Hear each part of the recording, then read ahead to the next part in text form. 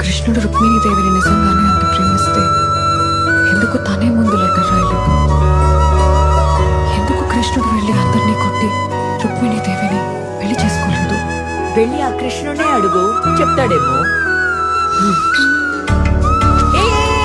కూర్చో కూర్చో కూర్చో. నేను అడిగాను చూడు, నాకు బుద్ధి లేదు. రుక్మిణి మనసులో ఏముందో తెలుసుకోకుండా ఆ కృష్ణుడు వెళ్ళి రుక్మిణి మనసులందరినీ కొట్టుంటే రుక్మిణీదేవి వచ్చి నా మనుషుల్ని ఎందుకు కొట్టావు అని అడుగుంటే పాపం కృష్ణ పరమాత్మ, ఆ కృష్ణ పరమాత్మ ఏం చెప్తాడో చెప్పు. కొన్ని విషయాల్లో తొందరపాటు అస్సలు పనికిరాదమ్మా. నువ్వు ఎప్పుడూ కృష్ణుడికి సపోర్ట్ చేస్తావు. పెళ్లి అనేది ఇద్దరు కలిసి బ్రతుకుతామని అనుకుని చేసుకునేది కాదమ్మా. కలిసి ఉండకపోతే బ్రతకలేము అని తెలిసినప్పుడు చేసుకునేది.